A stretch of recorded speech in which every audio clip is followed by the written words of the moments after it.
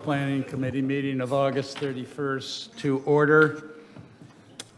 Krista, are we in compliance with FOIA? Yes, sir, we are. Thank you. Would you call the roll? Yes, sir. Mr. Brown? Here. Mrs. Becker? Here. Mr. Stanford? Here. And Mr. Ames? Here. All present, sir. Thank you. If everybody has reviewed the minutes of August 4th, is there a motion to approve? Move adoption as written. Is there a second? Second. All those in favor signify by saying aye. Aye. Aye, opposed? Thank you. Appearance by citizen. Krista, do we have any citizens who would like to address the committee today? Yes, sir. James Ackerman would like to address the committee today. Mr. Ackerman, please, and welcome. Thank you. Also, I have my partner, Mr. Frazier, Greg Frazier. So we're actually here today to talk a little bit about the short-term rental, incentive. Nah, the incentive. So anyway, so we started a company back last year regarding short-term for homeowners associations. It was a little bit different setup, and in the process, we realized that we've been speaking with Ms. Siren that the town had started putting together the same type of project, but on a larger scale. So we were looking to work with the town in a capacity that as we develop problematic short-term renters, that we can work with the town to maybe help facilitate maybe the rectifying the situation with, like, if they have a license that they lose their license, or if there's issues, the town could get involved at a higher level. So what we had is kind of an introduction letter. I wasn't sure how many people. Yeah, well, I can share. Thank you. And basically, we offer four services. We rule enforcement. We offer the parking, property, making sure the property is okay as far as no damages, and then also a call-in center, 24-hour call-in center. So we've kind of started beta testing this over the last month, and as it's developing, we saw today that in the agenda that there was going to be more of an introduction to the companies that would be working. So we wanted to stop by, kind of introduce ourselves again. I heard Ms. Siren moved on, so we kind of want to make introductions to the staff that would be taking over that position and see how we could work together. I know we're a bit smaller kind of a element, but I think together it would kind of make sense if we have a database that has information that the town could use, and the town has the ability to help us enforce the, like I said, if we have problematic short-term renters, then it kind of seemed like it would work together. So that's sort of what we're here today to kind of talk about, or at least share with you guys. All right, appreciate that. Thank you very much. Thank you very much. Krista, are there any other public comments? No, sir. That concludes the appearance by citizens. Right. Mr. Cullen, would you like to introduce the next topic, please? Presentation for the third-party short-term rental management vendor. Thank you, Mr. Chairman, committee members. Sean Colin, Assistant Town Manager.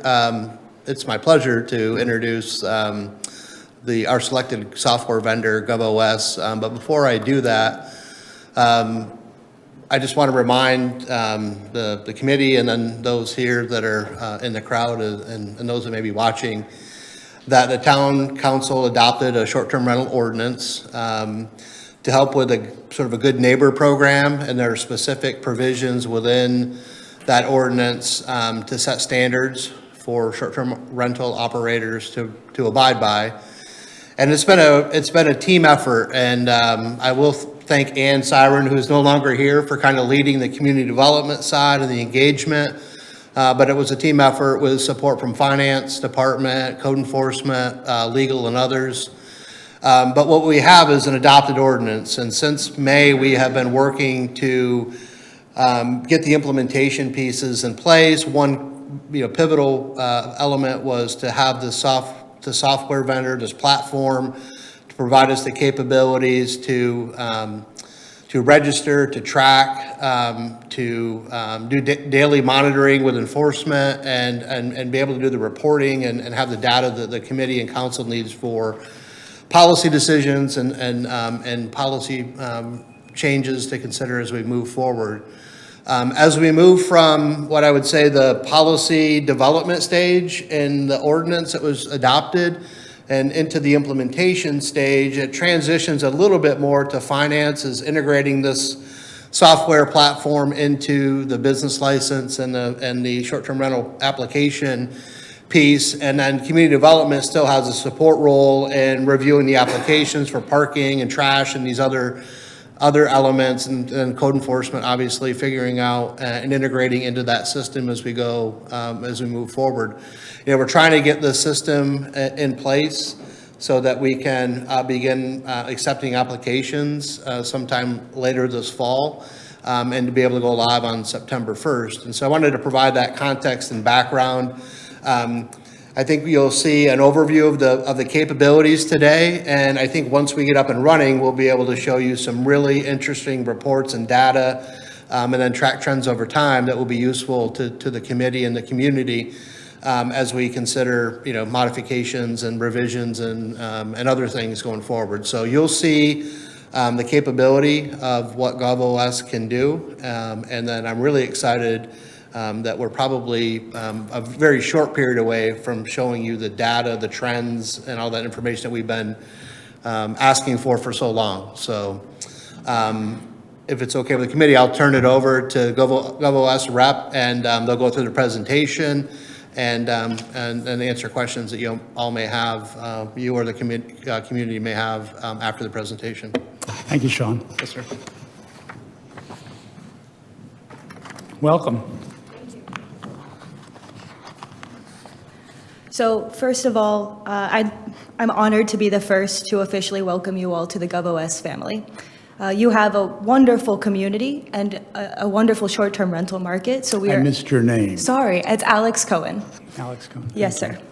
You have a wonderful community and a wonderful short-term rental market, and we're honored and confident that we are going to enable you to monitor that market with ease and with accuracy. I'd like to share the agenda today, which is geared around providing the Planning Committee, Council, and the citizens with confidence as well around that project. So I'd like to start off by introducing you to your GovOS team. Your team will actually meet them in depth tomorrow as our project kickoff is imminent. After that, I'd like to introduce you to GovOS as a company. From there, I'll do a high-level overview of the short-term rental solution. Then we're going to do a deep dive into Hilton Head's goals and what within the software directly ties to those goals. After that, I'd like to give you an overview of what to expect from onboarding, support, and security. From there, we'll wrap up with some Q&A, and then I'll have some closing remarks for you all. So to begin, so we actually had planned to have a few more team members with us today, but they didn't join remote. We realized that was not allowed. So I'll do a kind of around the horn here. I'm Alex Cohen. I'm your account executive. I'm essentially an additional point of escalation for you and your team. If there's ever anything that you need, I'm less than a 4-hour drive away based out of Orlando, and I'm always looking for an excuse to visit Hilton Head, so please don't hesitate to call me at any time. Additionally, I wanted to drop down to the below left. That's Kim Kleinard.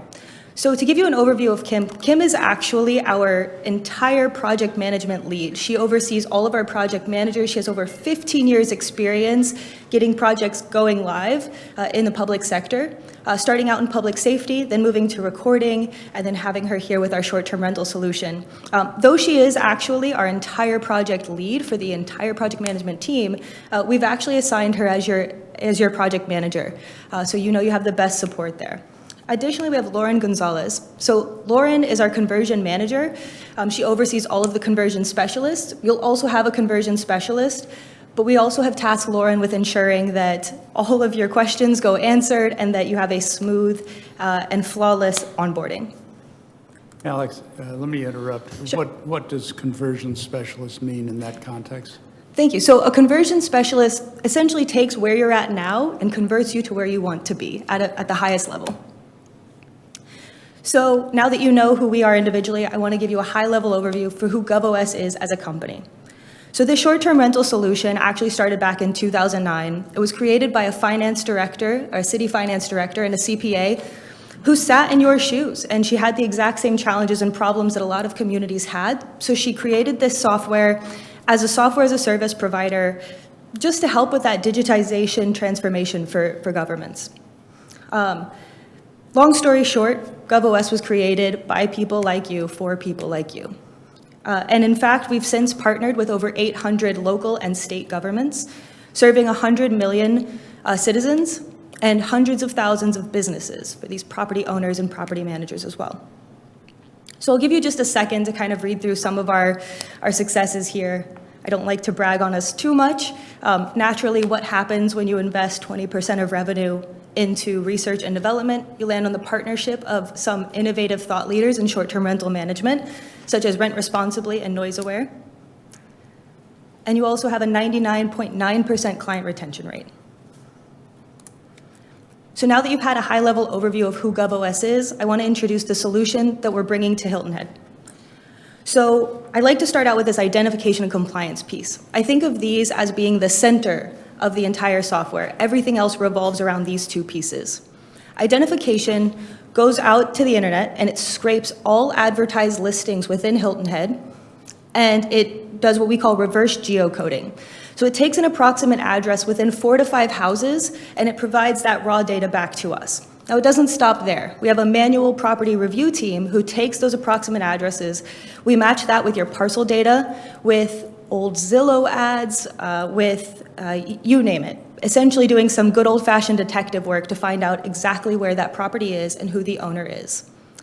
From there, all of that data that we've scraped in goes to this compliance module. That compliance module includes everything from number of beds advertised to reviews to an estimate of the booked nights. That compliance module is where you'll be able to report on things such as trends in your area, average nightly rates, you name it. Then, of course, our registration module. This allows your property owners and property managers to apply online for either a conditional use permit, you name it. This registration module essentially allows them to make this application without ever using a single sheet of paper and without ever coming into the office.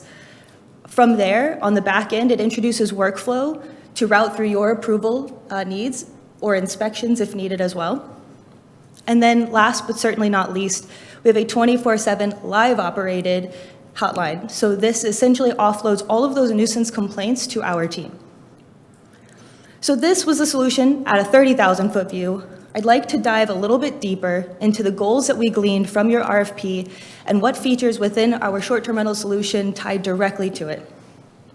So first and foremost, this is a huge undertaking. This is a new project of its sort. So you need to know that the solution is going to help you manage your short-term rental market with ease and accuracy.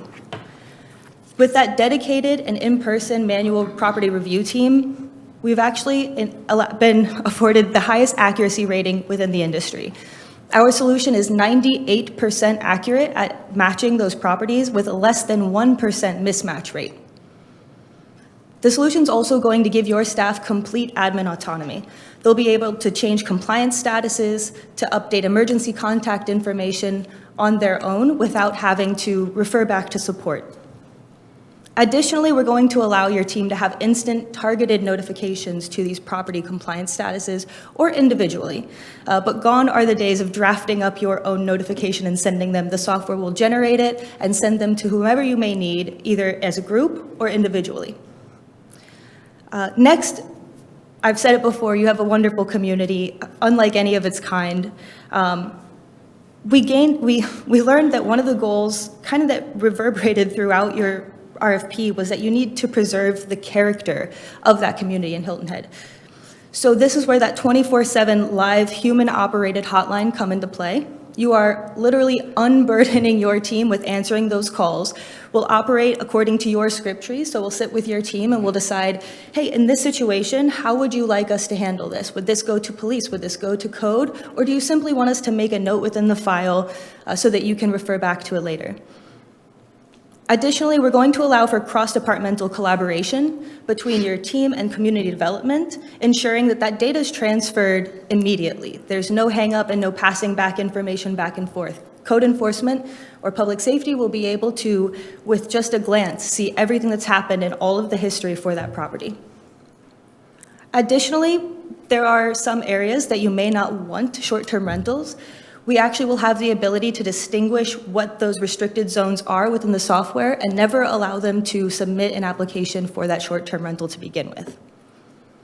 And next, as I said, this is a big project. You need to know that the partner that you have is risk-free with a proven implementation methodology, outstanding customer support, and the highest security standards. Ultimately, these 3 items are what's going to guarantee your long-term success. So I want to spend just a couple more minutes telling you what to expect from that implementation, from customer support, and from security. So onboarding is actually starting tomorrow. We are starting out by assigning you a dedicated conversion specialist and an account manager. So with this project initiation, we're actually going, with this, all right. With the initiation, we're starting off with a kickoff tomorrow. At this time, you'll be assigned your conversion specialist and a dedicated account manager. This account manager's only job is to support you. From that point, you'll move throughout this prescriptive process, which tomorrow we start with initial tasks and discovery. This is where we take exactly where you're at now, and we find that path to getting to where you need to be and where your goals are. This is also where we collect your parcel data so that that property review team can begin matching. From there, we'll configure the system to your exact specifications, and then we'll test, and we'll also have your team test. Obviously, we can test the system the way that we think it should be used, but every entity is different, so we want to make sure, too, that you're testing and providing that feedback so that when you go live, that system is perfect and that it's geared exactly for Hilton Head. From there, we'll offer training courses, and then we will officially go live. Now, from there, you need to know also that the software is going to be supported for the long term. And our support model is very unique, not just to the industry, but to the public sector as a whole. So I want to run you through each of these. To begin, the first thing we're going to do is assign that dedicated account manager right at project kickoff. This is going to be your agency's main point of contact and their single point of contact. So this does 2 unique things. First off, you have a single point of contact. You're not going to have to pick up the phone and call a support center who may not know much about you. Additionally, you're not going to have to submit a ticket, and this person is assigned immediately upon project kickoff. So what that does is it helps them be included in the build-out process. So they see exactly how your software is configured. So the second you pick up the phone, they know why you are set up the way you're set up. They know your ordinance, and they know exactly where your question's coming from. They can pick up without any delay. So not only are we going to support you, we're also going to have direct support for your 10,000 short-term rental business owners. As they're registering for their solution, should they have any questions with the software or how do I proceed from this screen, our team's actually going to handle that rather than having to call in to your team and burden them with additional questions about the software. Our team's actually going to take that over. And then finally, you're going to be assigned a customer success manager. Their job is to ensure that you're getting the most out of the software, to educate you with use of the software, and to bring you up to speed on any upgrades or updates that we might roll out and how to use them. Lastly, you have to know that not only are we actively supporting you with our team, but also that the security is working for you on the back end. In fact, GovOS is the only SOC 2 certified vendor. With a name like Amazon Web Services behind us, we have at-rest and in-transit encryption technology, 24/7 monitoring. With all of these security standards, we've actually successfully protected all of our customers from cybersecurity threats to date. All right, so to wrap up, we've identified some goals for ourselves as part of your project here, and I just want to bring you all up to speed. Of course, we're going to hit your goals as well, but as GovOS, we've set up some of our own. For onboarding, we're going to utilize that proven prescriptive onboarding methodology to deliver you an on-time and on-budget implementation. We're also going to have an assigned executive sponsor. The selection committee actually met him during the demonstration. His name is Mr. David Montville. He is our SVP of sales. Additionally, we have assigned you the most senior experienced team. As it relates to compliance, within year 1, our goal is to have you at 90% compliance. And this is something that, on average, all of our customers have hit thus far. Additionally, we're going to give you additional transparency into your short-term rental market. As they said, I want to give you the ability to create on-demand ad hoc reports of all of that scraped data. I also have a goal to hit 85% paperless applications in the first year of onboarding.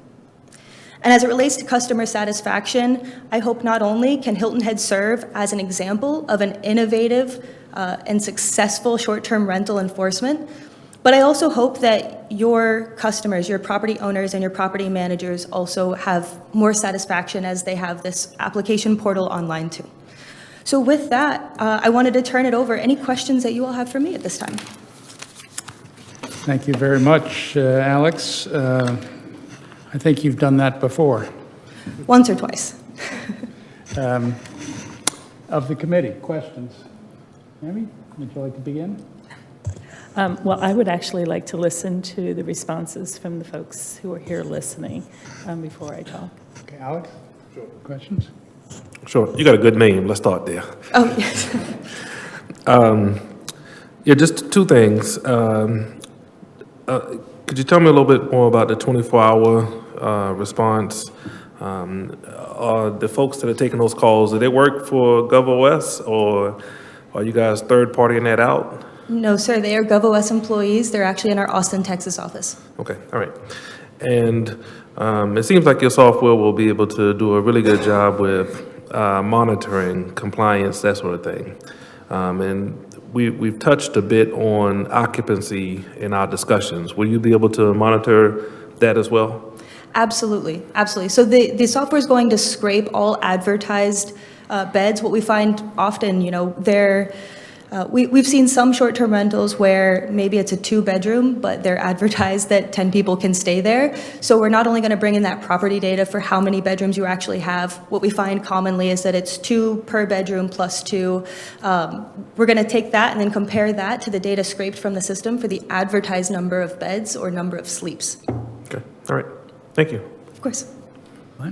Thank you. Thank you for your presentation. Explain to me the difference between kickoff and going live. Sure, absolutely. So Project Kickoff is where, first off, it's an exciting time. There's a lot of momentum. We're looking at the project from the very beginning. So tomorrow is essentially, we're going to meet the team. We're going to take all of your goals and we're going to summarize them. We're going to respond back to your team with those goals. We're also going to try to gain new goals for the software. We're going to determine that configuration and what the ideal state is. From there, we're also going to collect your property data and your parcel data so that property review team can begin working. So I like to think of kickoff as the beginning of the project. Go live is when we turn the keys over to you and you are in the software, you are trained, and you are using it successfully. So our staff will be maintaining the system. Is that what you're saying? No, that is, our staff would be maintaining the software and supporting the software. Your staff would be monitoring your short-term rental market through the software. So essentially, they would be able to log in and see both graphically as well as through key point data what all of your in-compliant properties are, what your non-compliant properties are, and they'll have kind of an overview from there. They'll also be able to send all non-compliant properties to code enforcement, should that be a goal of yours. Most commonly it is. They'll be able to send those to code enforcement directly and continue monitoring as new non-compliant properties pop up. I didn't ask my question very well, but you answered it nonetheless. Thank you. I've had some experience with some of the services, VRBO and so forth, out there, and typically they do not identify the location of a property. What is the magic that you have that you can identify that? So it's a couple of things.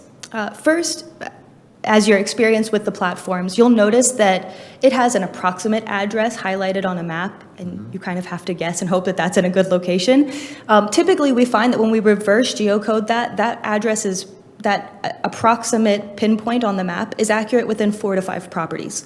So we take that reverse geocoding. There's some proprietary software involved, but we also return raw data over to our property review team, and they take things like the host name, they take things like the photos, and they essentially do good old-fashioned detective work with your property and parcel data, with old Zillow ads. We find that even, bricks on a fireplace are almost like a fingerprint. Same with tiles on the flooring. They essentially match that for 100% accuracy at that point. Good. You've had some time to understand our short-term rental market here and the enormous growth that we've had here. Are there points that you are concerned about in our program, in our market rather, that maybe we are not dealing with enough? At this time, no. At this time, you seem, first off, very well prepared. I have to say that your team's RFP was honestly the most in-depth I've seen. They've done an enormous amount of work up front, and that really helps when it comes to the configuration and knowing your current state and bringing you to your ideal state.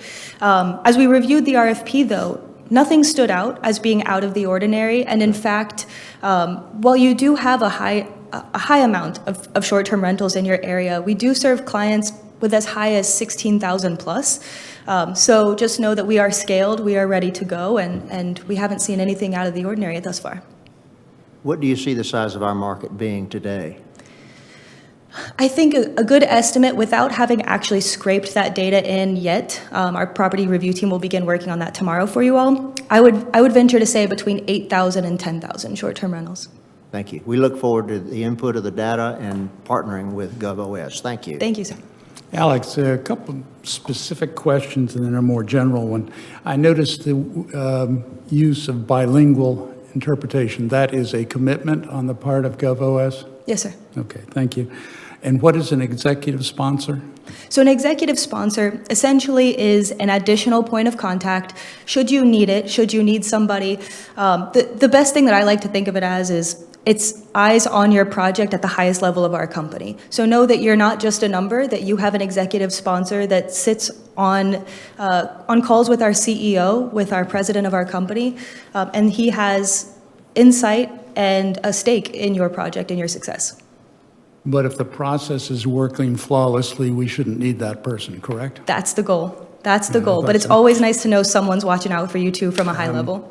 You mentioned Hilton Head character. We're a hospitality community. I have to react in some way to your presentation. It sounds pretty clinical. It sounds detached. And so in some ways you could interpret that as being less than hospitable. How do you bridge those two things? I'm sorry, can you offer any clarification on that? Because- Hospitality has a lot to do with making people feel as though they're welcome, that there's a hand being extended.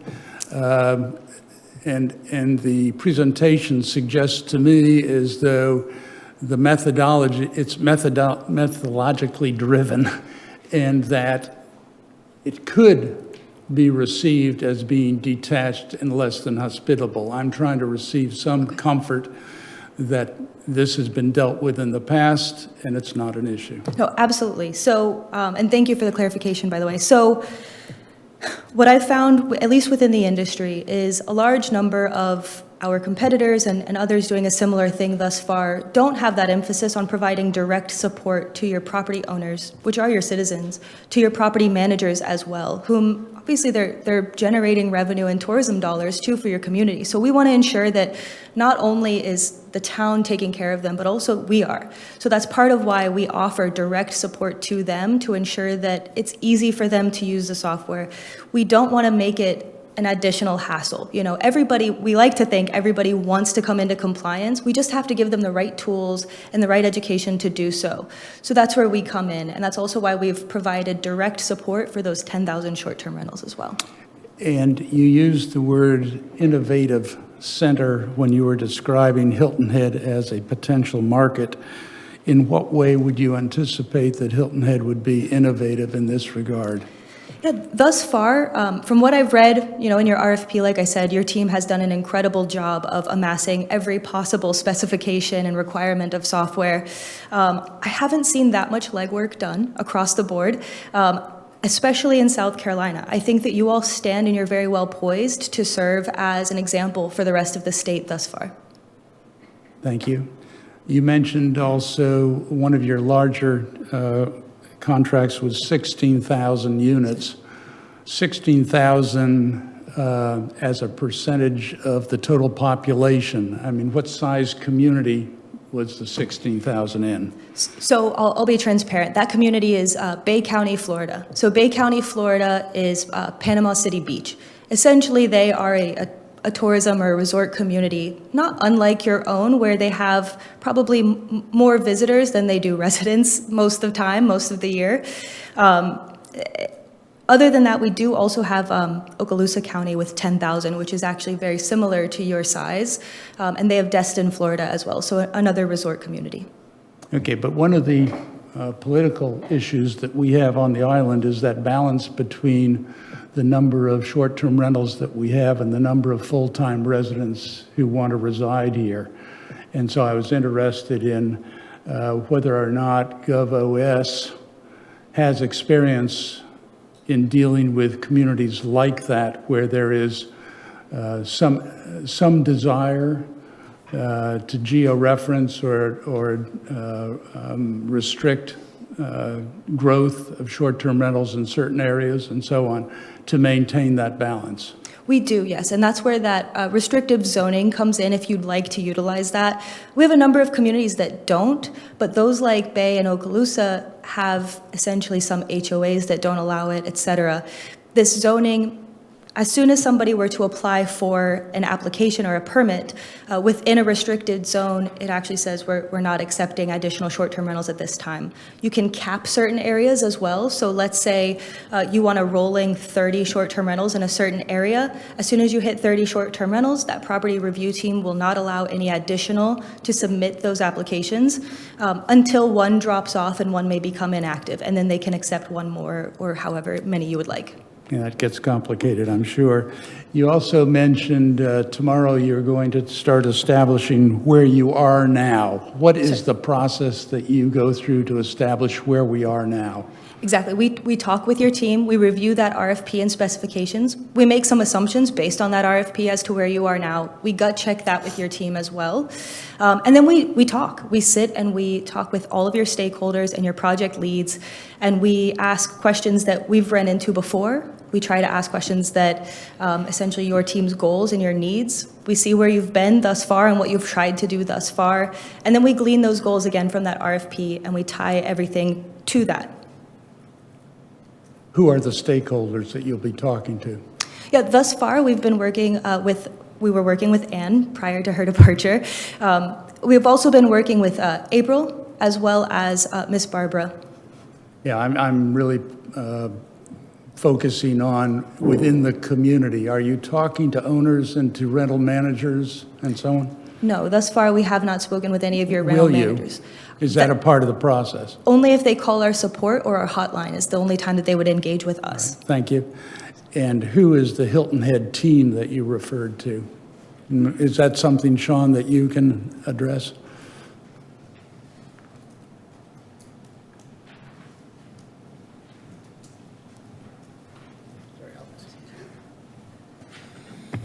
Yes, sir. We have, again, because this crosses several departments, we've got a team right here, and I don't have my glasses, so maybe, April, you could read this list. And I brought my glasses. Good morning. Thank you. Good morning, April. April Akins, Revenue Services Manager for the record. We have a big team that we have gotten together. It goes across the entire organization. So, of course, myself, Barbara Wooster, she's here. She is going to be the main contact for this project for implementation. She just came on board. Thank you. We have Kelly Spinella, of course, and Carolyn Grant for communications to help with education, rolling out information through GovOS as well. They will be helping. We also have Jacob Dool. He's going to help with the IT portions. There is going to be some interface between the business license software and getting that piece up and rolling. Of course, we've got Bob Bromage from Public Safety and his crew for the code enforcement, Missy Lewick, and Sean, and John Troyer, and probably more to come. Thank you. That answers my question. Okay, great. Thank you very much. All right. David, before you move on, can I follow up on your question? This is not for you, Alex. This is for Sean, actually. So the recommendations that were before council also included the formation of an advisory committee. And I think this is what Councilman Ames is going, that connection back to the customer and how we are making recommendations for future policies, I think is important. So Just curious to know what's the timing on bringing back that advisory committee to this committee? Yeah, I know that we talked about this phase one, the ordinance and getting this good neighbor program in place. We talked about a sort of a phase two. This advisory committee was part of that discussion. I think because we have the strategic plan meeting coming up on September 8th, it might be a good opportunity to discuss. Fair enough. With that, and I know you're going to open up to questions for the public, but I just want to make one more statement about the value of having the capability that Alex has talked about. We've been guessing at how many. We know that there's been discrepancies between advertisements and kind of on the ground. So this gives us an opportunity to really dive in and make have a policy discussion to lead to changes if necessary based on the real data, the real condition, inside, outside. We know location. We know where there are folks that are playing by the rules and maybe concentrated areas where they aren't. So I hope that the folks in this room understand the value of having this capability going forward with GovOS. So thank you. Thank you, Sean. Alex, I'm going to ask the public for its comments at this time, so if you want to just have a seat. Thank you very much for your presentation and answers. Thank you. Okay. I invite the public to address the committee and remind that there is a 3-minute limit and that we do not normally answer direct questions to us at this time. Are there any public comments?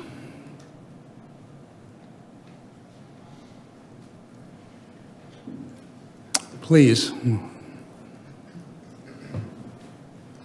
Hi, my name is Kieran Storin. Great presentation. Thank you. I think there will be great value to the town in having this software. I just had 3 questions. The presentation indicated there were like 100 million users or something. I assume from that there's going to be a public portal access to this. And then with the call center, I was just curious about the staffing for the call center, given the volume of people. And then the last question I had was, if somebody contacts the call center, do they get an acknowledgement back? So if somebody calls the call center with a complaint or something, do they get some kind of receipt or acknowledgement that they made that call? Thank you. Thank you. I think Alex can probably address that, but before you come back up, are there other public comments?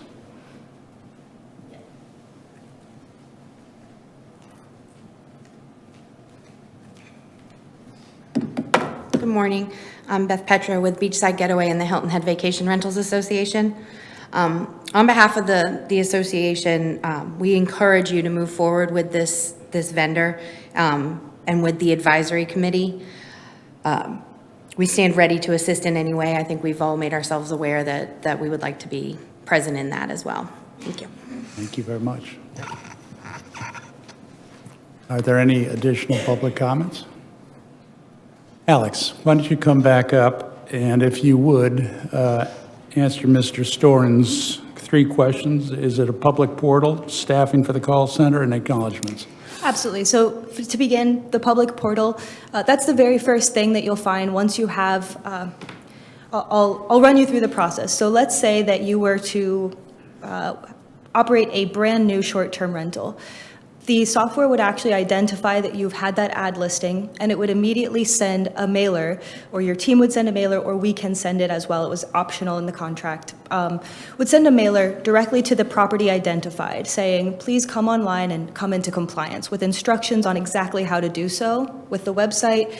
And they'll find that their property is actually already up and running with their account created. All they have to do is log in and claim that property.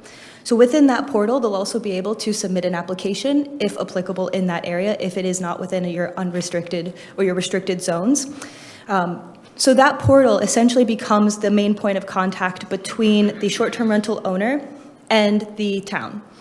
They can interact in any way that they need within there, or of course they can call support as well. And then, sorry. I'm going to ask a question that I think really was behind the question.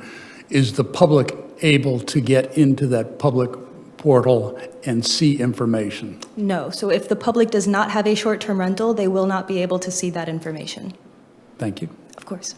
Staffing at the call center? Yes, so the call center currently answers an enormous amount of questions ranging from, the communities like 16,000 and 10,000. We also have Washington DC, Dallas, Texas, you name it, as well as the entire state of Colorado, pretty much.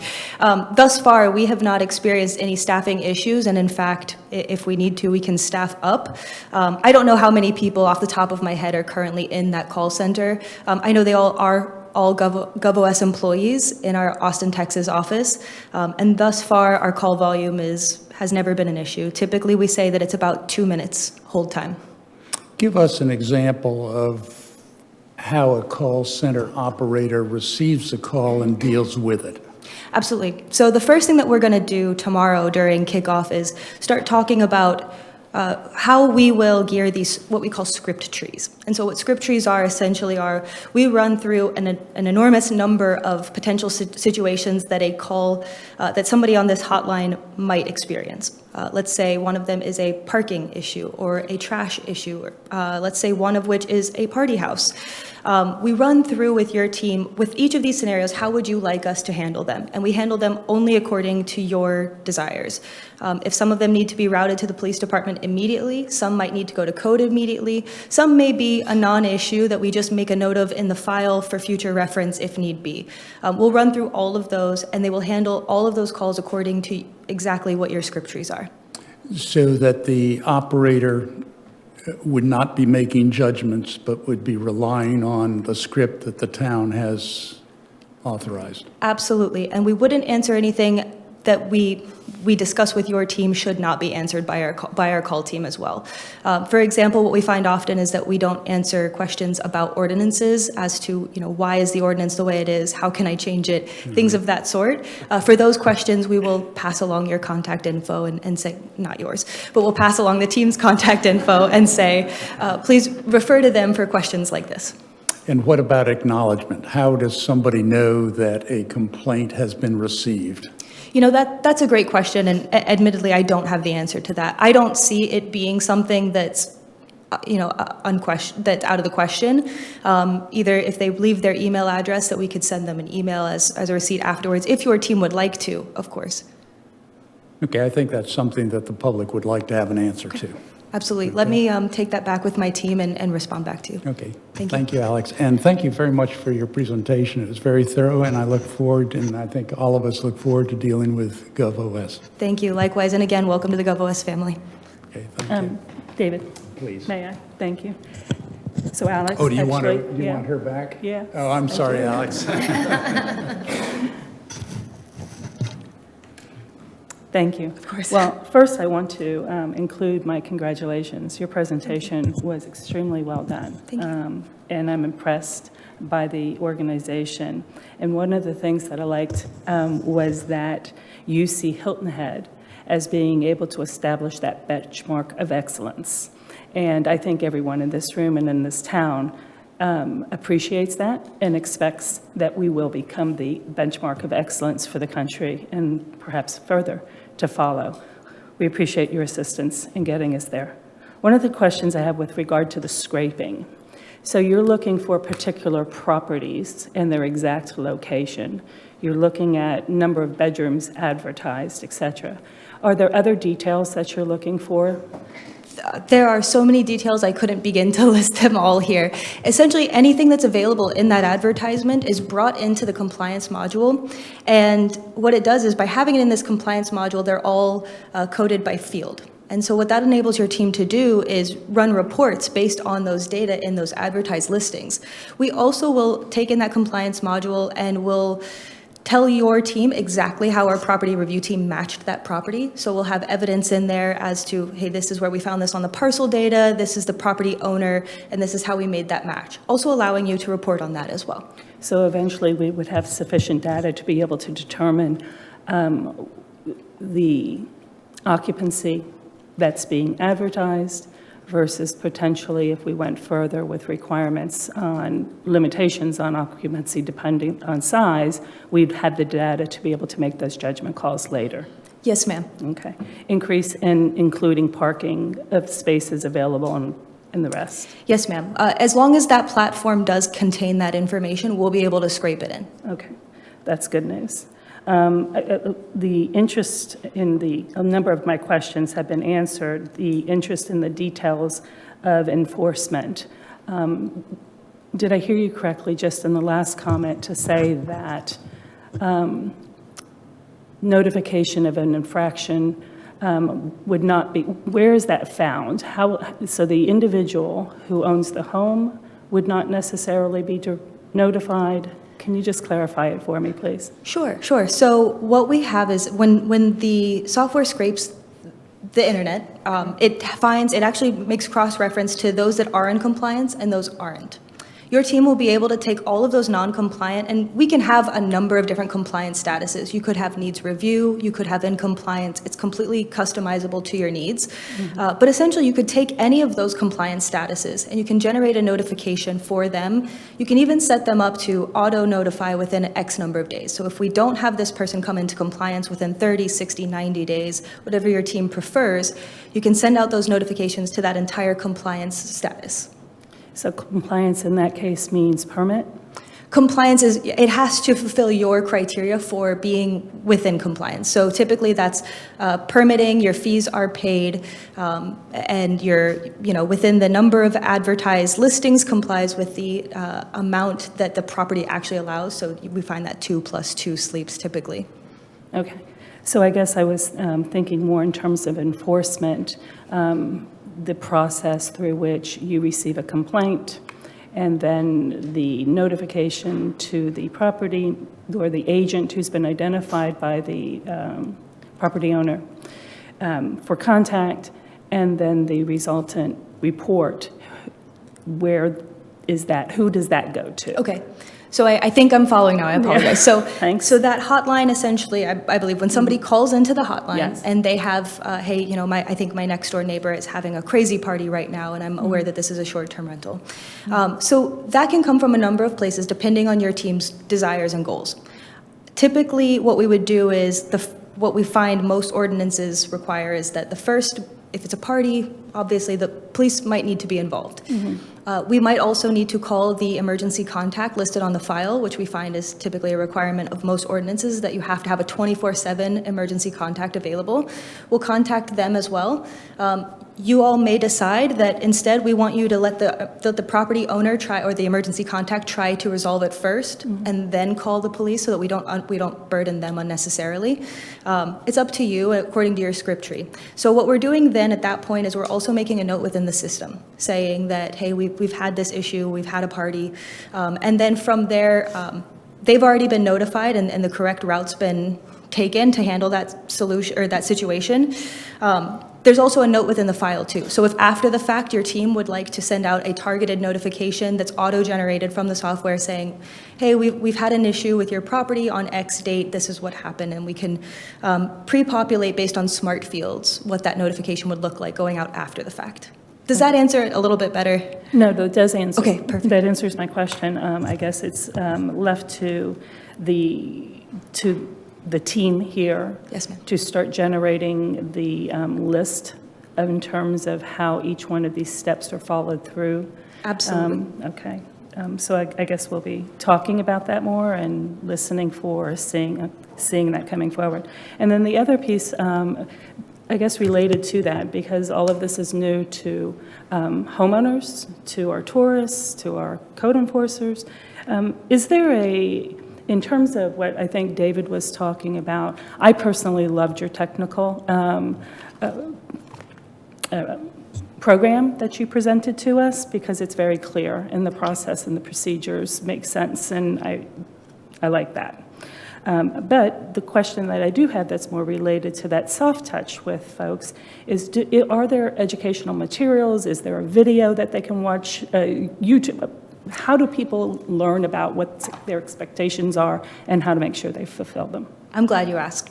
This is something that I actually probably should have covered with you all. So not only do you have an FAQ page on the landing page of that application portal telling people exactly how to come into compliance, we have had towns want a YouTube video showing them how to go about the process. We find that that's extremely effective. The mailers that we send out initially saying, we've identified you as owning a short-term rental, please come into compliance by the following procedures, will also include detailed step-by-step instruction for doing that as well. We've also found that communities do have success as well if they have a number of short-term rentals that already have emergency contact info, that already have property owner email addresses, to start getting that ball rolling during implementation. And by doing so, we'll send out notifications, and our team can write them for you as well. Sending out notifications saying, hey, we are looking to go live around this date. Please be on the lookout for an additional notification at this point instructing you how to come into compliance and how to apply. Just building that change management portion and educating early enough helps people not take out the guesswork of how to come into compliance. So there are a number of things we can do. In short, it's up to your team. However in-depth you'd like to do, we can absolutely accommodate. Okay, I'm glad that's a piece of it. Thank you for answering that. And then just overall, I probably have more questions scribbled in here, but I think I'm getting a pretty good sense of where we're heading. Overall time frame. So we are September 1st. And our ordinance goes into effect January 1st, 4 months.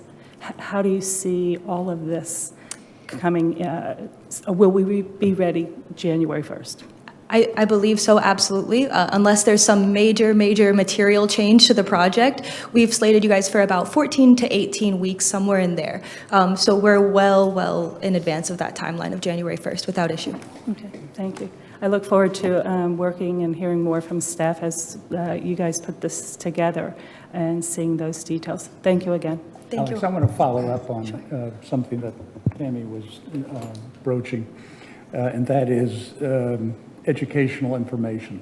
You answered the question. It made me think that you were saying that, yes, there's ample information going to people who own short-term rentals, but I think another part of the equation is what is the general population going to get?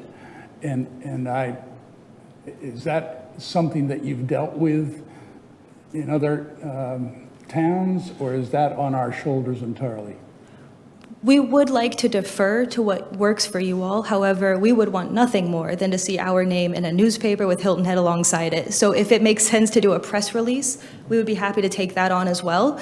If it makes sense to have another, meeting in front of the town, we'll defer to whatever works for you. We don't want to jump the gun and have something be announced too early, But that said, we've done press releases before. We've had YouTube videos coming out in preparation. We've sent out targeted notifications to, like we said, stakeholders.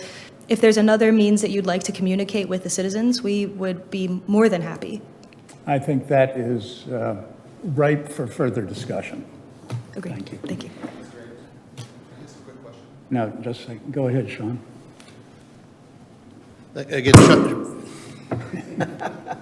Sean Colin, just back on your question, Ms. Becker, we're adding additional resources for a 3 or 4 month period to make sure that we're meeting the volume and demand for these applications that we think will come in here late this year. So that's in addition to the capabilities to GovOS, but we're making sure we're staffed up and have the resources available to meet that January 1 deadline. James, you wanted to ask a question? Thank you, I appreciate it. So with regard to the data, will the properties, like associations or property managers, will they have access to the information, like how many short-term renters are supposed to be in there? And then also, and I know, you kind of scraped it, and I didn't quite catch I want to make sure, what is going to be available data-wise to the public as far as maybe like any kind of issues? I'm sorry. You said public, but you also said property managers. I don't know if there's a distinction there or not. There is, yes, definitely. There's property manager would want to know like how many properties are being used for short-term, and then the public, as a public person, I'd want to know like, hey, are there a lot of instances going on in my property around me? Do I have access to that? Those are my two questions. Thank you. Great question. So The property owner and property manager can see anything related to their property, as long as confidentiality laws allow, and this is something we'll discuss with your team to make sure. We found that in the state of Florida, a property owner can't see the personal information of the property manager, even though they very likely will know each other. So we'll check all of those with your team, as well as doing the research on our own end to make sure that as long as they can see that information and you'd like them to, that we allow them to.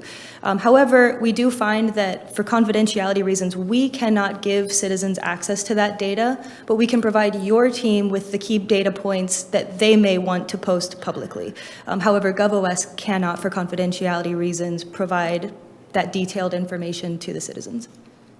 Thank you, Alex. Of course.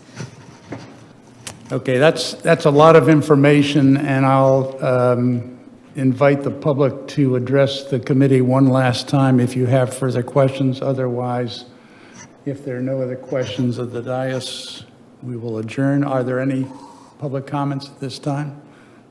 We stand adjourned. Thank you very much.